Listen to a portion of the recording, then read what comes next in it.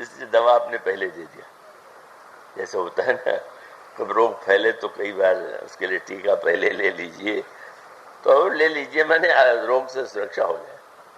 अच्छा, तो प्रभु ने ऐसी लीला रची कि यह, बस विशेष बात क्या थी? बात यह थी कि ओ मैं क्या सोच रहा हूं, मोरे भार चली कि मैं बाना, इसमें बहुत बड़ी बात है। उसके अर्थ को विचार करके देखिए। हनुमान जी ने जब यह सोचा कि मेरे भार से बाण कैसे चलेगा, और अगले क्षण याद आया कि बाण क्या अपने शक्ति से चलता है क्या? बाहर बोझ जो उठाना है, क्या बाण को उठाना है क्या? हमने भ्रम पाल लिया, और इसलिए वो भ्रम दूर हो गया कि हनुमान जी स्वयं वही है। हनुमान जी कौन? बोले जिमि अमोघ रघुपति कर बाना, तारी भांति चलू हनुमान। जैसे भगवान के बाण, एक बाण ने दूसरे, अरे बोले न हम न ये, ओ हमें भी जो करा रहे वो प्रभु, और श्री भरत जी के द्वारा जो कार्य कह रहे हैं वो उन्हीं का सामर्थ्य है। इसमें मुझे सोचने की क्या आवश्यकता आ गई? तो ये प्रसंग लाने का उद्देश्य क्या होता है? ये भक्तों के जीवन में, साधकों के जीवन में, महापुरुषों के जीवन में भी उसका उद्देश्य है कि साधक के जीवन में कभी अभिमान का उदय न हो जाए। और यही स्थिति यहाँ पर बंदरों की। बंदर जिस उत्साह से खोजने के लिए चले सकल मन खोजत, सरता सर गिर खोह, और कितने तन में, बोले राम काज लैलीन मन, बिसरा तन कर छोड़। भगवान राम के कार्य में मन इतना लग गया कि शरीर का भी ध्यान नहीं रहा, इतनी स्थिति। और उसका अभिप्राय है कि उत्साह में ये सब हुआ, और सब हो जाने के बाद भी क्या हो गया? वही बंदर जिनको शरीर की याद नहीं आ रही थी, उन्हीं बंदरों को जब प्यास लगी और प्यास के मारे व्याकुल हो गए, तो उसका अभिप्राय यह है कि अगर 10, 12, 14 घंटे या कुछ घंटे या कुछ दिन भूख न लगे तो ये मानना नहीं कि भूल नहीं भूख लगेगी। ये नहीं मान बैठना कि मैं अपने प्यास को जीत लिया। यह साधक के जीवन के विघ्न इसी उद्देश्य से होते हैं, और उसमें उसकी अनुभूति का जो अंत होता है वही कृपा के आश्रय की ओर बढ़ाता है। जब ये अनुभव होने लगा, अरे तब किसका ध्यान आएगा? सब कुछ जब ऐसा दिखाई दे तो कहां ध्यान जाएगा? वही भक्त है, उस असमर्थता में अपना अभिमान नष्ट हो गया। और ये नहीं कि अब जैसे भरत जी ने हनुमान जी से कह दिया और उनको लगा, और फिर बाद में हनुमान जी को बुरा लग गया हो कि भरत जी ने मुझ पर बाण चला दिया, भरत जी ने ऐसा कह दिया। ना, जिस समय वहां से आप चलने लगे, यही है भक्तों का, संतों का स्वभाव। जो सांसारिक व्यक्ति होता है वो दोष को दूसरे पर आरोपित करता है, और भक्त का हृदय, जिन्होंने श्री भरत ने बाण मार करके नीचे गिरा दिया, जिन भरत ने ये कहा कि पर्वत सहित बैठ जाइए, जब हनुमान जी चलने लगे तो हनुमान जी का नियम है कि वो तो प्रभु का स्मरण कर चलते हैं। बार बार हनुमान जी जो है रघुवीर समाधि, लेकिन जब चलने लगे तो वो समझने ने कहा आप क्या कर रहे हैं? बोले भरत बाहु बल शील गुण प्रभु पद प्रीति अपार, जात सराहत मन ही मन पुनि पुनि पौन कुआ। धन्य है भरत, धन्य है उनकी भुजा, धन्य है उनका शील। भरत जी दूसरे से होड़ हो जाए, ये तो संसार में भक्ति भी लोग तो करते हैं तो होड़ में, वो भी मात्सर्य से, कि उसको भी हम नीचा दिखा दे भक्ति में भी। लेकिन धन्य है श्री हनुमान जी कि स्मरण एक एक बात कर रहे हैं। क्या है श्री भरत, धन्य है। कैसे बाहु, कैसा बल, कैसा शील, और शब्द बहुत सुंदर है, प्रभु पद प्रीति अपार। इस शब्द का अर्थ आपने ध्यान दिया? हनुमान जी से प्रभु ने पूछा कि तुमने 2 बार बड़ी महान यात्रा किया, एक बार संदेश लेकर के जनक नंदिनी के पास गए और तुमने विशाल समुद्र को पार किया और जितने कार्य किए वो अद्भुत है। जब तुम औषधि लेने के लिए गए तब तुम्हें क्या अनुभव हुआ? तो प्रभु हनुमान जी ने कहा हमारा अनुभव ये हुआ कि लंका जाने वाले समुद्र को पार कर लिया पर भर समुद्र में तो डूब गया। वो अपार था, उसको पार करने की सामर्थ्य मुझ में नहीं थी। पर कितना हृदय धन्य है भक्त का। अपार सुनकर के प्रभु ने हृदय से लगा लिया। तो यही तो सत्य है। तुमने अभिमान के समुद्र को पार कर लिया और प्रेम के समुद्र में डूब गए। यही तो उद्देश्य है। अगर प्रेम के समुद्र को भी पार कर डालते तब तो बस कोई अर्थ ही नहीं था। तुलसी न समर्थ को जो तरी सके सरित स्नेह की, इसको न पार कर पाना, यही सत्य यहाँ पर संपाति ने संदेश के द्वारा बोले। अब थक गए हो ना, निराश हो गए हो ना, मध्य में अनुभव होने मन तन्मयता के बाद भी तुमको अब इतनी निराशा आ गई कि तुम शरीर छोड़ने को तैयार है। तो शरीर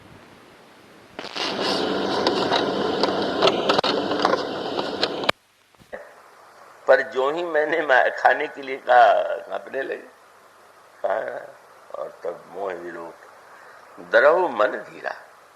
मुझे देखो राम कृपा, अब राम कृपा के अनुभव की आवश्यकता है। और राम कृपा की आवश्यकता के लिए का फिर वो जो 4 सूत्र दिए कि भाई भगवान के कृपा की अनुभूति तो बहुत कठिनाई से होती है। और इसलिए होती है कि जीवों में कर्तृत्व की भावना इतनी प्रबल है, मैंने किया मैं ही करूंगा। और यहाँ तक कि भगवान के विषय में भी पूछेगा तो यही पूछेगा कि मुझे भगवान की कृपा कैसे मिले, क्या करूं, ये प्रश्न नहीं छोड़ता। और इसका अर्थ है कि जीव का जो संस्कार है कर्तृत्व का, वो बड़ी गहराई से घुसा हुआ। वो मानता है कि जो कुछ होगा करने से होगा, करने का महत्व निश्चित है। करके सब कुछ, बहुत कुछ वस्तुएं ऐसी हैं कि जिन्हें करके पुरुषार्थ के द्वारा व्यक्ति पा लेता है। लेकिन एक स्थिति आती है अनचाहिए, जब व्यक्ति को ये लगे कि ना अब तो केवल भगवान की कृपा ही हमें उस रूप में धन्यता प्रदान कर सकती है, हमें कृतकृत्य कर सकती है। तो यह जो प्रसंग है, इस प्रसंग का तात्पर्य यही था। लेकिन कृपा के बाद फिर वो जो 4 सूत्र दिए, क्यों दिए? व्यक्ति पुरुषार्थ के अभिमान में चूर हो जाए तो भी बड़ा, और कृपा के नाम से निष्क्रिय हो जाए कि जो कुछ होगा भगवान की कृपा से होगा तो मुझे कुछ नहीं करना है, वो भी बुरा। अगर कृपा के नाम पर तमोगुणी बन जाए तो भी घात है। और कृपा के पुरुषार्थ के नाम पर अगर रजोगुणी बन जाए तो भी, तो उसे न रजोगुणी बनना है न तमोगुणी बनना है, उसे तो सत्वगुणी बनना है। और बाद में उस सत्व गुण के अभिमान को भी बस नष्ट कर देंगे भगवान। इसलिए जो संपाति ने सूत्र दिया उसमें सब कुछ है। क्या कृपा की बात मैंने कही है, लेकिन ध्यान रखिएगा, पहले तो आप लोग 4 सूत्र हैं, अपने उस संबंध को याद कीजिए और जो कार्य करने के लिए आप चले हैं, और आपके हृदय में जो कायरता आ गई है, एक कायरता वो होती है जो शरीर की दुर्बलता से आती है। व्यक्ति बेचारा कमजोर है तो वो तो कायर होना स्वाभाविक, पर बलवान होने पर भी कभी कभी जो कायरता दिखाई देती है वो मानसिक कायरता। और ये मानसिक कायरता बलवान व्यक्ति दिखाई देता है। अब देखते हैं कि अनेक व्यक्ति ऐसे हैं कि देखने में दुबले पतले हैं पर बड़े साहसी हैं, और कई व्यक्ति बड़े स्वस्थ लगते हैं लेकिन वो बड़े डरपोक हैं। तो ये जो डर है, इस डर के भी 2 रूप। एक डर वह है कि जो डर केवल मन की कल्पना है, और इसीलिए अर्जुन से भगवान ने, अर्जुन की स्थिति ये हो गई जो महान योद्धा गांडीवधारी वो रथ पर प्रस्तुत है, और क्या दशा हो गई जब पांडवों की सेना को देखा, भीष्म, द्रोण, कर्ण को, तो क्या उन्होंने अर्जुन ने भगवान से कहा, बेभूतस्य शरीरे में, मैं तो एकदम हो रहा हूं, असमर्थ हूं, ये धनुष उठाना भी मेरे लिए कठिन लग रहा है, मुझे तो पसीने में मैं तर हो रहा हूं। भला इतना बड़ा वीर क्या भीष्म, द्रोण, कर्ण को देख के डर गया क्या? छूटा जा रहा है, त्वचा जल रही है। और तब भगवान ने ये फटकारा अर्जुन को, अच्छा ये क्या हो गया है, क्या आ गया है तुम में?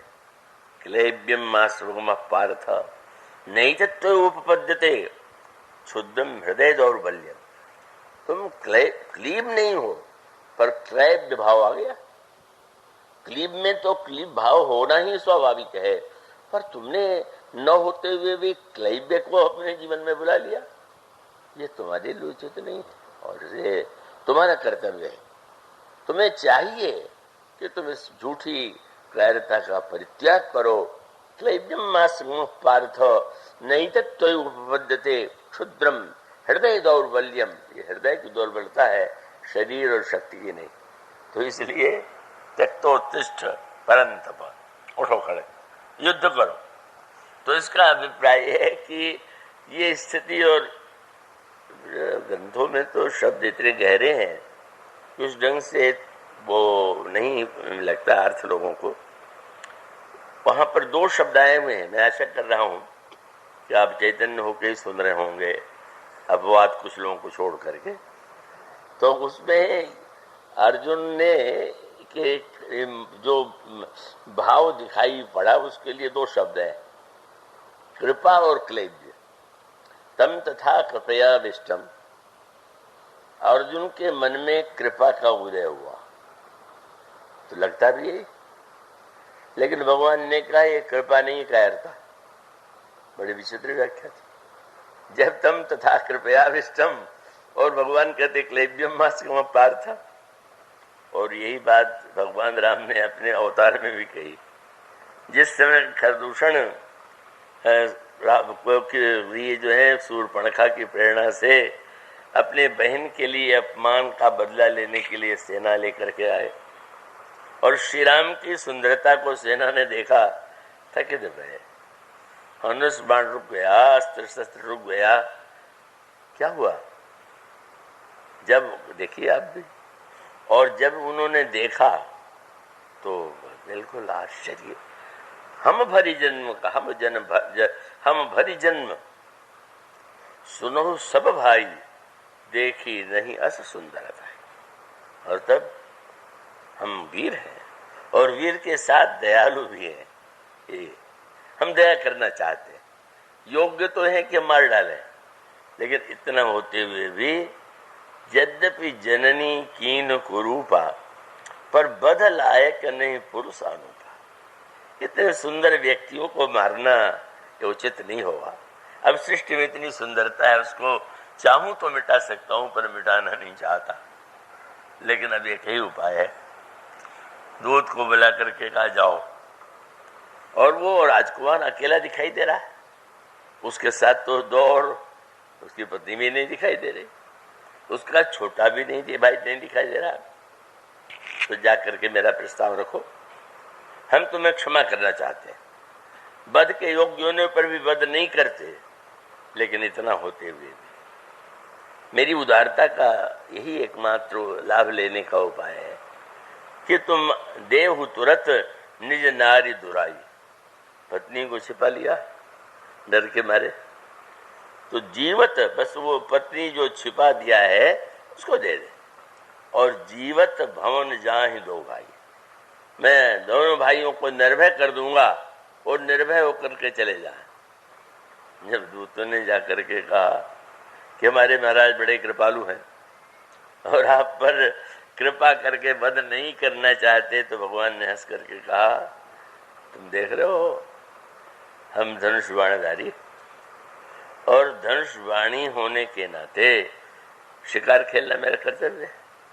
पर साधारण राजा तो शिकार करते हैं पशुओं का, पर कह देना क्या, और ये उत्तर भगवान ने कह देना कि हम क्षत्रिय मृगया बन कर ही और तुमसे खल मृग खोजत फिरे। तुम जैसे दुष्ट मृगों को मारने के लिए ही मैंने धनुष उठाया, और तुमने दयालुता की बात कह दिया, तो तुम्हारे स्वामी की दयालुता नहीं है क्या? ये जो बातें बना रहा है तुम्हारा स्वामी, ये वास्तविक नहीं है। क्यों? भगवान ने कहा रिप पर कृपा परम कदराई। जब कोई कृपा का दिखावा करे तो कहीं न कहीं कायर। तुम्हारा स्वामी डर के मारे नहीं लड़ रहा, वही जो भगवान ने कहा। कई बार कायरता कई रूप में आती है। अर्जुन कहते हैं कृपा है, भगवान कहते क्लीबता। तो क्लीबता इसका अभिप्राय ये है कि व्यक्ति अपने आप को एक मिथ्या दुर्बलता की भ्रांति से मुक्त कर ले। कई लोग जो बड़े सफल हो जाते हैं किसी भी क्षेत्र में, बुरे कार्य में भी सही, तो उनका एक दुस्साहस होता है। तो दुस्साहस होने के नाते वो दूसरा व्यक्ति साहसहीन है, और वो साहस युक्त होने से कम बल होने पर भी वो सफल हो जाते हैं। तो इसलिए मानो भगवान श्री राम ने लंका में एक अनोखी लीला किया। जिस समय रावण से भगवान श्री राम का युद्ध प्रारंभ हुआ का उस समय महारथी रावण की दृष्टि गई विभीषण की ओर। अच्छा, यही वो मेरा भाई है जो लंका के सारे वेद इस राजकुमार को दे रहा है। हम राजकुमार को बाद में देखेंगे, पहले हम इसी का वध कर दें। उठा लिया शक्ति, घबरा गए कि अब ये तो अमोघ शक्ति है, रावण ने उठा लिया है तो मारे गया, और आज विभीषण को कोई बचा नहीं पावे। पर अगले क्षण क्या हुआ, उधर से शक्ति चली और यहाँ प्रभु ने तुरंत विभीषण पाछे मेला। प्रभु ने लक्ष्मण को पीछे, प्रभु ने विभीषण को पीछे ढकेल दिया। कितने उदार है। पीछे ढकेलना तो बहुतों का स्वभाव है, मुझसे कोई आगे न चले इसलिए पीछे ढकेल दो, लेकिन पीछे वाले पर संकट ना आए इसलिए नहीं तुम रुको। और प्रभु सामने से आ गए, और तुम क्या हुआ, तुरंत विभीषण पाछे मेला और सन्मुख राम सहउसो सेला। भगवान ने स्वयं छाती में ले लिया, और वो शक्ति इतनी भयावना थी कि लाग शक्ति मूर्छा को चुपाई। भगवान मूर्छित होकर गिर पड़े, हाहाकार हो गया। जब प्रभु मूर्छित हो गए तो विभीषण को लग जाता तो क्या होता। पर आश्चर्य, प्रभु ने उस शक्ति को काट क्यों नहीं दिया। यह छाती पर झेल करके भी प्रभु के लिए क्या है उस शक्ति का महत्व। पर प्रभु जानबूझ करके मूर्छित हो गए, और उसका उद्देश्य कितना अच्छा था कि विभीषण जीवन भर ये समझते रहे कि मैं तो रावण के सामने इतना छोटा हूं कि आंख नहीं मिला सकता। पर आज क्या हुआ, भगवान के मूर्छित होते ही भगवान मूर्छित हुए, और एक नया दृश्य लोगों ने देखा। क्या देख विभीषण प्रभु श्रम पायो, गही कर गदा क्रुद्ध होए धायो। गदा लेकर के रावण की ओर चल पड़े। पार्वती जी को कान पर विश्वास नहीं हुआ, गदा लेकर के हनुमान तो दौड़ सकते, ये विभीषण बेचारा क्या लड़ेगा। पर गोस्वामी जी ने, शंकर जी ने कहा नहीं, यही तो प्रभु बताना चाहते थे कि विभीषण तुम ये मान बैठे थे कि रावण तुमसे बलवान, पर मैं बताना चाहता हूं कि तुम में इतना बल है, और जानबूझ करके विभीषण के बल को प्रकट करने के लिए प्रभु ने मूर्छा का नाटक कर लिया। और तब पार्वती जी ने कहा महाराज विभीषण गदा लेकर के कुछ समझ में नहीं आता। और तब ये उमा विभीषण रावण ही सन्मुख चितौ की काऊ, सोई अब भिरत काल जिम। लड़ने के लिए जैसे काल रावण की ओर दौड़ रहा है, श्री रघुवीर प्रताप। मानो यह जो एक मिथ्या कायरता आपकी मिथ्याकारता ही दूसरे का बल बन जाता है। एक सिद्धांत है।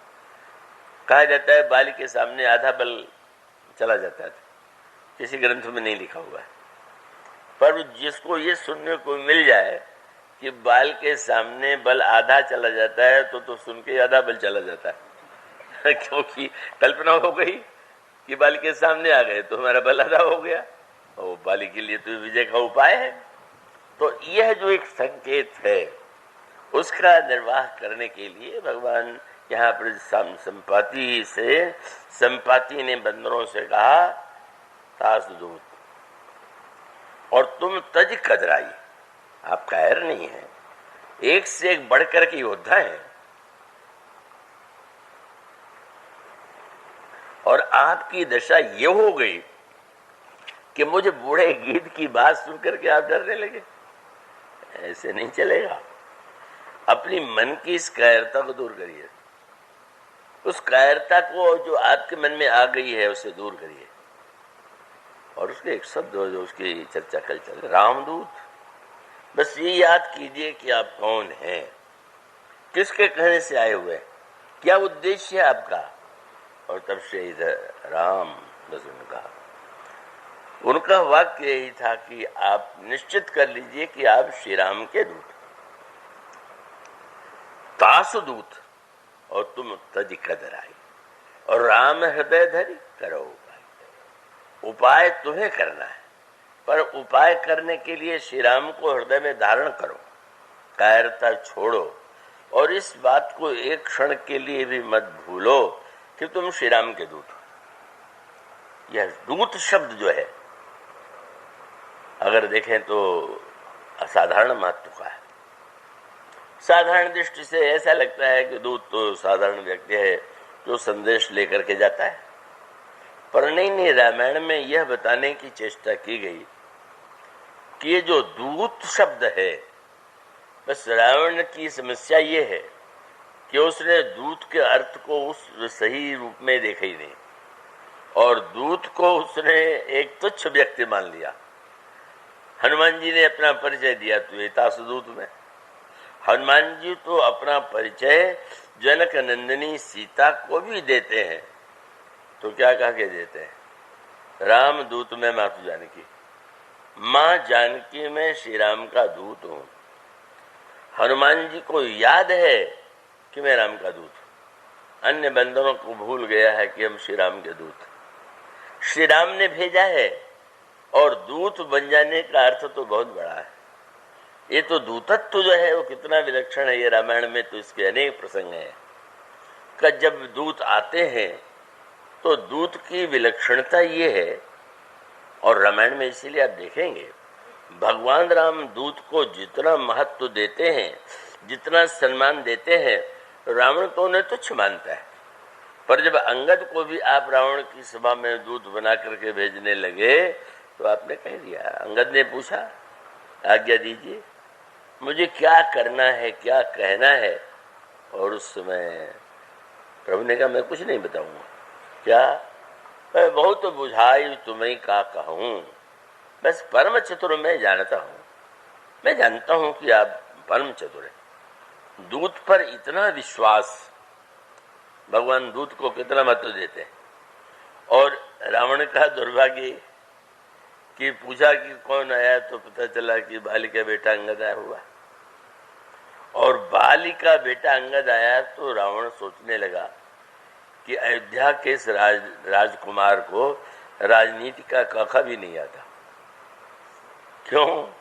पहले दूत बनाते समय भी चुनाव उसने किसका कर दिया जिसके पिता का वध स्वयं किया उसको दूत बना के भेज दिया। भूत तो ऐसे को बनाना चाहिए जो इसको उसके परिवार को अपने पुरस्कृत किया हो, उसका आपने उसकी की हो।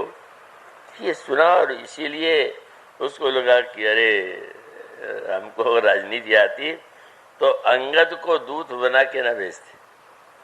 पर हमारे प्रभु का विलक्षण स्वभाव ही, प्रभु बताना चाहते थे कि अब मैं तो भेज रहा हूं, और मैं भेज रहा हूं तो तुम बड़े राजनीतिक अपने को समझते हो, और तुम ये चाहोगे कि अंगद को मैं फोड़ लूं।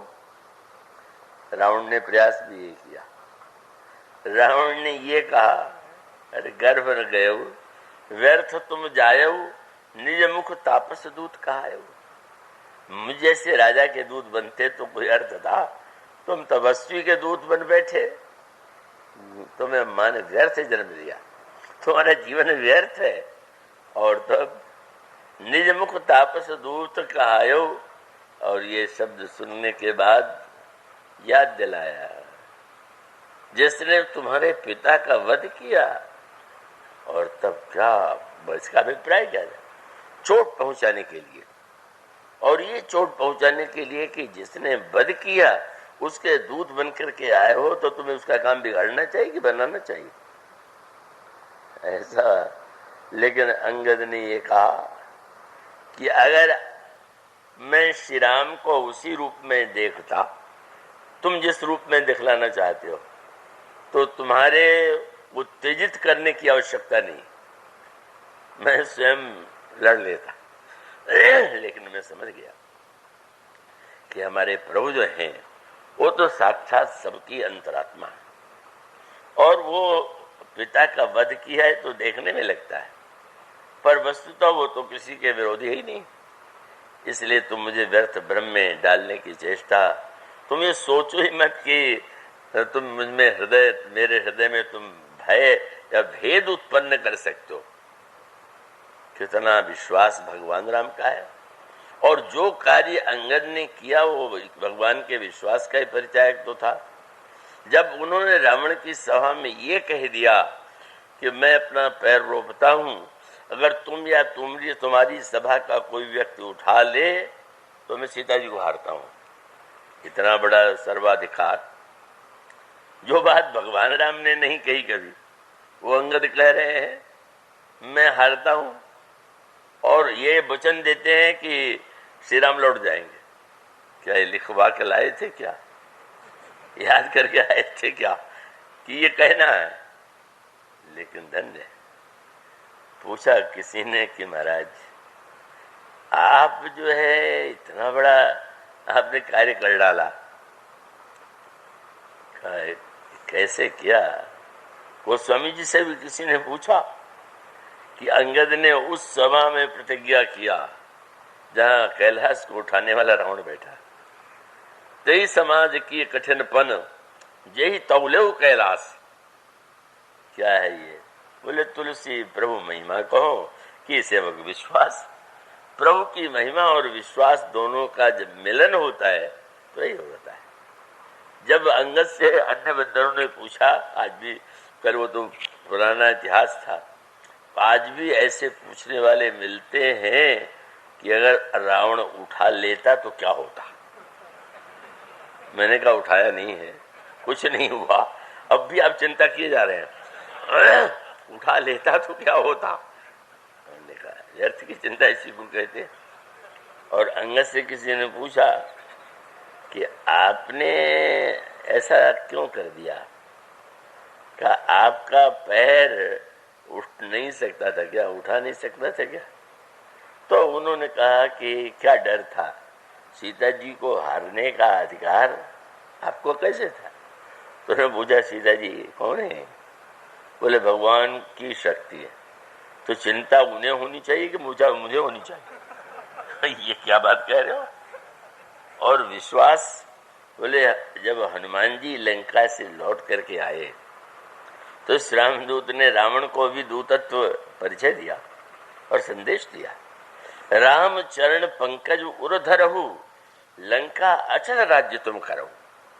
भगवान अंगद ने दूसरी बात कही, हनुमान जी ने कहा तुम भगवान राम के चरण को हृदय में धारण करो, मैं विश्वास दिलाता हूं कि तुम्हारा लंका का राज्य पद अचल हो जाएगा। तो अंगद ने कहा कि मुझे तो दोनों ओर से बल मिला, शक्ति भगवान की। और जब हनुमान जी के इस वाक्य पर मेरा ध्यान गया कि हनुमान जी जैसा परम भक्त रावण को यह आश्वासन देता है कि अगर तुम भगवान राम के चरण को हृदय में धारण करो तो लंका का राज्य अचल हो जाएगा। जब हनुमान जी जैसा भक्त ये कहे कि रावण का पद भी अचल हो सकता है, तो मेरा पद किलाचल नहीं हो सकता। हनुमान जी ने कहा मुझे विश्वास हो गया। हनुमान जी कभी असत्य नहीं है।